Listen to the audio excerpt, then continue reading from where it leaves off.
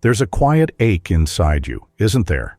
That gnawing emptiness that lingers even as you twist yourself to fit the contours of a place, a crowd, or an expectation where you are not truly meant to stand. You wear masks that do not belong to your face, hoping the world will accept you if only you can reshape your soul like wax before a foreign flame. But what if the void you feel is not a lack, but the echo of your own abandoning? How long will you allow yourself to be a stranger in your own life? You must ask yourself, with all the honesty you can muster, are you living to satisfy the carved-out niches of others, or are you forging a kingdom of your own? Are you a vine climbing a trellis built for another plant, or are you rooting deep in the soil of your own truth?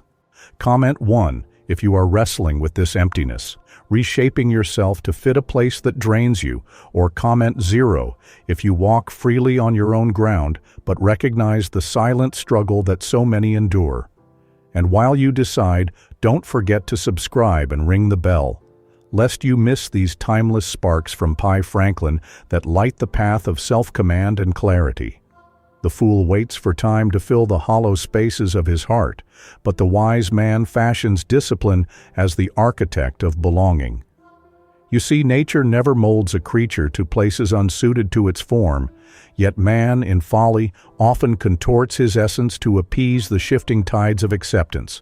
This reversal, that the emptiness stems not from lack but from excess conformity, reminds you that the cost of molding yourself for places you do not belong is a debt paid in stolen selfhood. Like a river diverted from its course, bent by artificial banks, you lose your force and your song. Remember, he that falls in love with himself will have no rivals. Therein lies not vanity, but a call to cherish, understand, and nurture your unique character above the cacophony of fits and starts in alien molds. So prepare your mind as a smith tempers steel, firm but flexible, strong but true. The journey you resist in your soul is the same one that leads from emptiness to purpose, from borrowed forms to your own shape carved by courage. The whispers of conformity seem sweet, but they are the cruelest deception, a velvet trap. You must choose to break free with deliberate resolve, or become a ghost wandering in someone else's dream. The next step is closer than you think, and the discipline of belonging begins in the heart, not in the crowd. Keep this close as the winds rise, and the tide carries many along paths not their own. You think yourself wise in your waiting, as if readiness were a jewel to be found one dull morning, glinting in the dust of procrastination.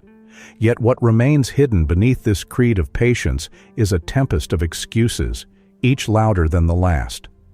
I'm not ready, you whisper to yourself as the clock ticks and the moment fades.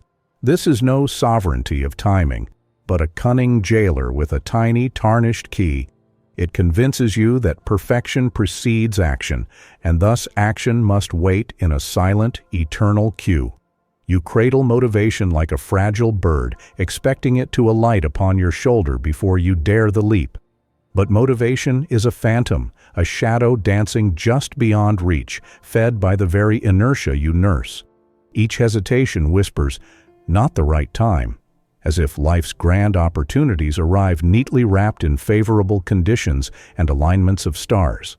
Yet life is a tumultuous sea, and the ship of progress rarely sets sail amid calm waters. It is in the storm, amidst uncertainty, that you learn to navigate. When you speak of waiting for readiness, you echo the folly of the watchman who waits for dawn while his lantern dims, blind to the dark that must be crossed first.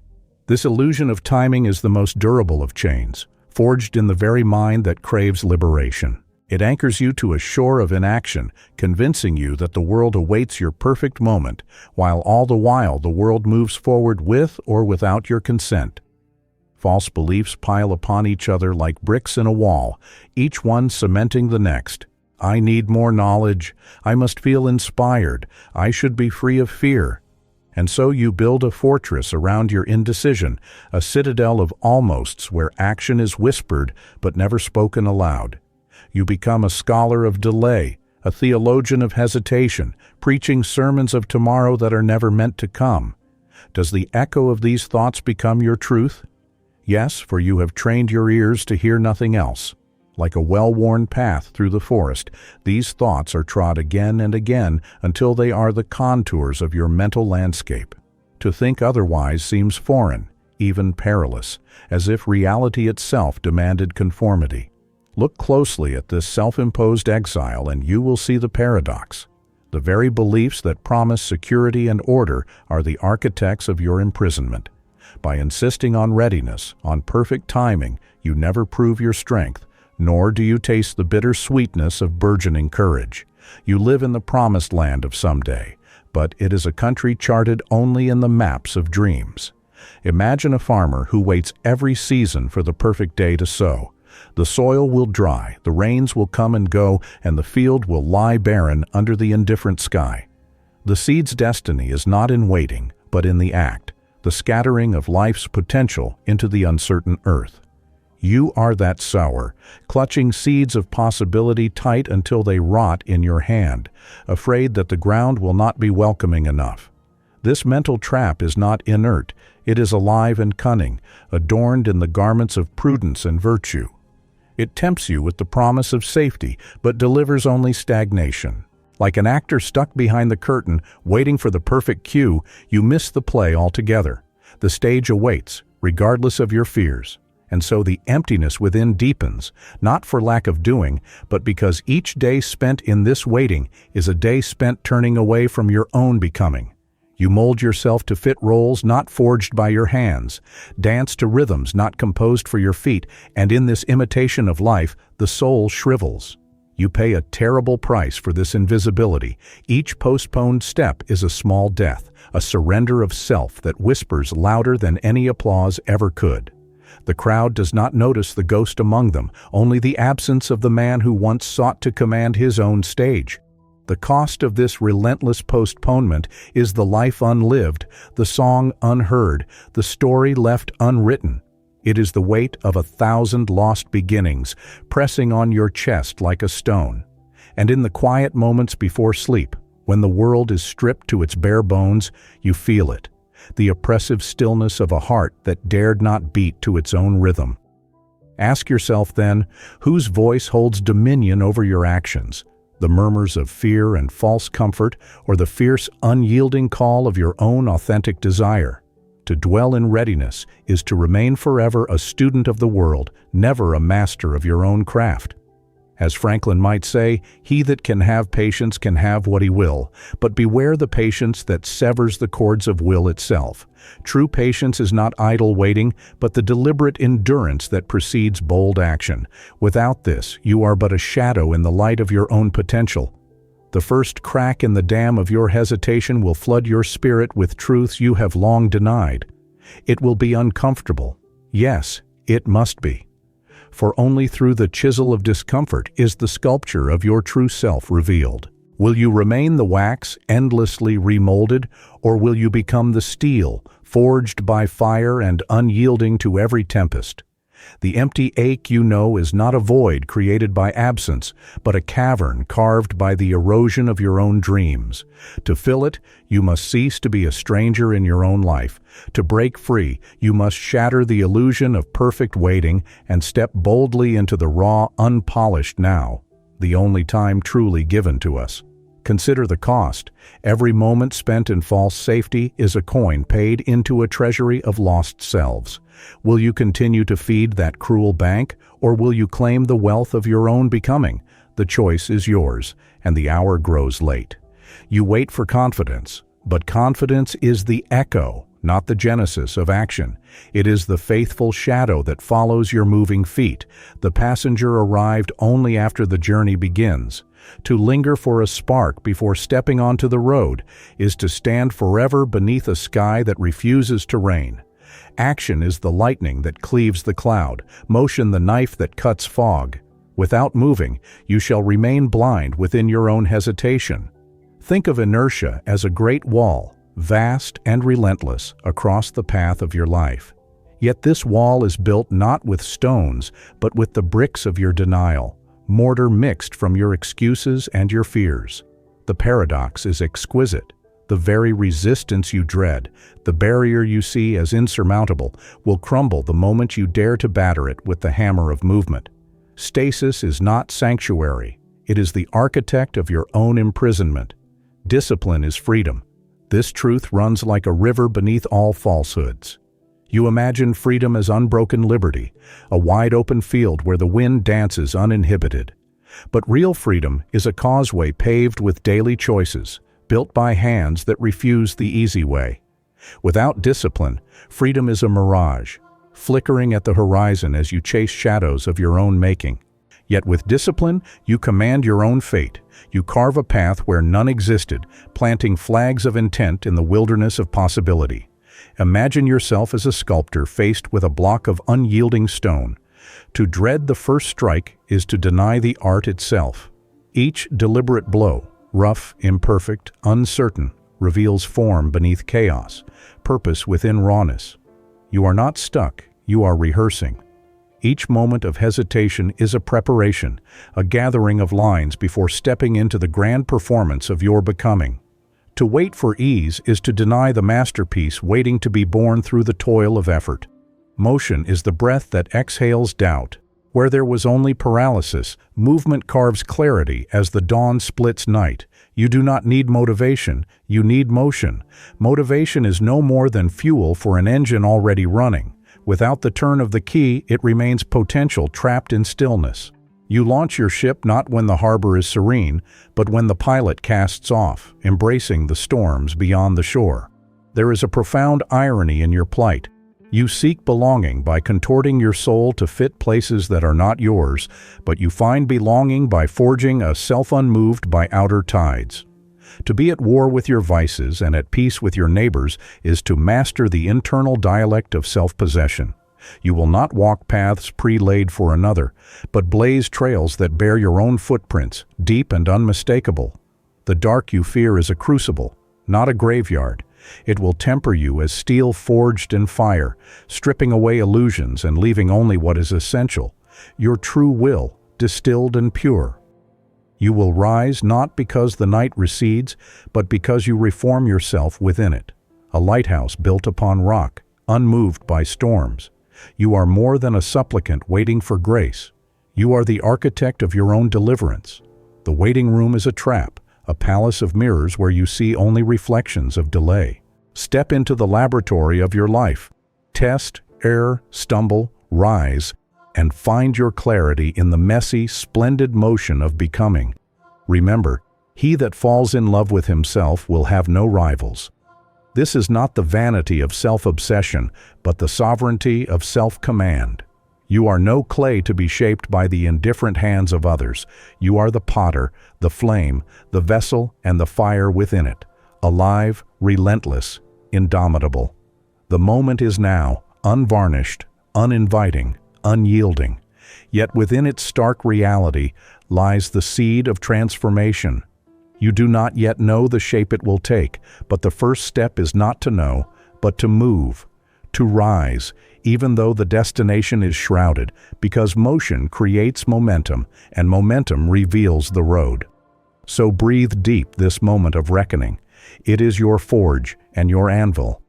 Whether you become metal tempered by fire or lead melted by fear is your reckoning alone.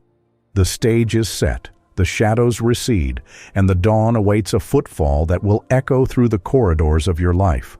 Rise, even if blindly, for even the faintest surge carries the promise of a new horizon. You believed that the silence within meant peace, but it was a veil hiding the clamor of your restless foes. Guilt creeps like a wily visitor, knocking softly on the door of your conscience, disguised as responsibility.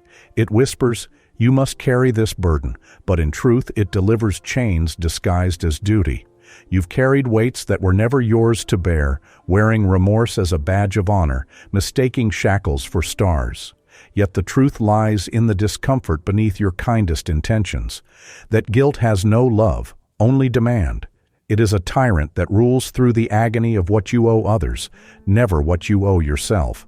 You think you serve others by bending, but you serve only the ghost of your obedience. Fear is no guest announcing arrival. Fear does not knock, He moves in and rearranges the furniture while you sleep, shifting your world's edges until you no longer recognize your own home. You think you are cautious. You are imprisoned. You think you protect yourself. You defend your pain. Fear sells itself as wisdom, but its ledger is a ledger of lost opportunities. Each better safe than sorry is a cell built to contain your becoming. Those walls whisper lies. Stay small, stay quiet, stay unseen. But smallness is never safety. It is invisibility's cruel twin. Love has a cunning face, people-pleasing, wearing its sweetest guise. It promises belonging, acceptance, warmth. But this love wraps a cruel mask of dependency, stifling your voice beneath the clamor for approval. You mistake the urgency to please for kindness, when in fact it is a hunger disguised as generosity. It demands you trade your essence for affection, wrapping chains in velvet. The road of people-pleasing leads not home, but to loneliness dressed as crowd. Anxiety is the relentless ghost who feeds on your perfectionism, spinning tales that the world will only notice if you are flawless. It is a taskmaster, beating drums of not enough, crafting invisible cages from almost right. It crowds your mind with relentless questions that spiral into silence and paralysis. You think you strive for excellence. You sacrifice your peace on the altar of impossible standards. Anxiety whispers that the price of peace is the cost of your own breath. And then there is the wildfire of emotion that claims identity, the sudden flare of anger, the surge of sadness, your personality, you say. Yet these explosions are not you, but the shadows of your unmastered self. You wear these reactions as armor, but it is brittle and frays with every fight. You think your reactions are your truth, but they are the echoes of wounds unhealed and masks unremoved. Do you see now? Your enemies do not wear horns or carry swords. They are thieves who creep in on quiet feet, hiding behind robes of virtue, disguise, and necessity. They survive renewal by silence, by repetition, and by your own justifications. The cruelest trick they play is convincing you these masks are your face. You think you protect your vulnerabilities with caution, but what you really safeguard is your pain. You armor yourself with guilt, telling stories of duty while you are imprisoned by obligation. You clutch at fear's chains, mistaking control for captivity, when in fact both bind you tightly. You wear people's approval like a garment, believing it shields you, but it shrinks you until you are threadbare. You chase perfection like a carrot, never catching peace, enslaved instead by endless demands. You shout in the storm of your emotions, believing you roar your true nature, yet it is only the howl of the untamed beast trapped within. Hear the words of a man who has faced these shadows. He that falls in love with himself will have no rivals. Cherish your unique flame, not the flicker borrowed from another's fire. Your true power lies in dismantling these quiet enemies, unmasking their lies, and breaking the cycle of obedience to them. The chains slip only when you name the captors. Picture your soul as a grand hall where these enemies have lodged for years, in secret chambers and dim corridors. The lights flicker, and now dawn pierces the darkness. The silent thieves have no place in the brightness of morning. Step into that light and see the faces behind the masks. Fear clutched tight in caution's cloak, guilt hiding behind responsibility's smile, people-pleasing wearing the crown of love. This is your moment of reckoning, your mirror held steady and unblinking. The reflection may startle you. This house is yours, yet hosts strangers masquerading as parts of you. Who invited them? Who fed them? And who will book their departure? You have been negotiating with what was only meant to be faced. Now it's time. Not to run, not to wait, but to stop letting these shadows command your steps. The greatest imprisonment is in the kindness that cages the soul. Chains disguised as duty weigh heavier than stone. The echo of fear is the silence of becoming. Remove the masks, break the doors, and claim the throne of your true self. Your freedom waits not in the absence of these enemies, but in the courage to see them clearly and refuse their reign. You no longer need to win out loud. What once screamed has now dissolved into presence. A quiet settles within you, not empty but capacious. a vast and patient space where the echoes of former storms fade like distant thunder softened by time. You are no longer a mariner battling tempests for applause. You are the harbor itself, still and unwavering, embracing what comes without grasping or repelling. In this silence, you govern yourself, not with forceful declarations or restless ambition, but with the serene certainty of roots deep in soil that neither tremble nor need boast. This peace is not surrender, but sovereignty, a throne carved from acceptance and quiet mastery. You walk now through the corridors of your own essence, no longer shadowed by borrowed shapes or concealed by masks. The noise of proving, explaining, or justifying has fallen away like autumn leaves, revealing a path walked by steady feet, unshaken and unshakable. Here lies the strength that does not shout, the achievement that asks for no witness, the fulfillment that neither dazzles nor demands. If this silent path has spoken to your heart, then join this sanctuary, where the loud clamor of the world softens into the shared breath of those seeking calm resolve. A silent pact between souls yearning not for applause, but for the unspoken knowing of presence.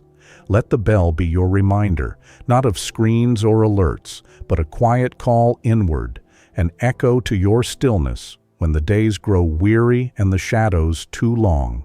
And should these words reflect the truth of your journey, honor this meeting with a generous gift of $100. Not as payment, but as an invisible seal between kindred spirits, pledging to keep the fires of quiet courage alive. You no longer need to be understood, you need only to be whole. The fortress of your new self is built not on walls raised against the world, but on the invisible root that sustains beneath storms. Presence is your new name, and presence requires no argument. Those who are victorious within need not shout their conquest. Their silence is the loudest testimony. The strength found in the unyielding calm of spirit transforms all the noise of yesterday into the profound music of now. Remember that the path you have forged is not a line drawn on maps, but the living river of your own becoming. It flows quietly but with unrelenting force, carving canyons of truth where once there was only the dust of doubt. Here, the world need not bend you, nor will you chase the shape of acceptance. It surrounds you now in the gentle gravity of self-command. This is no ending, but a beginning whispered between heartbeats, a state achieved silently yet deeply felt. And in that quiet mastery, you find the liberation to be wholly and utterly yourself, at peace, strong, fulfilled, without spectacle, without noise, yet endlessly radiant.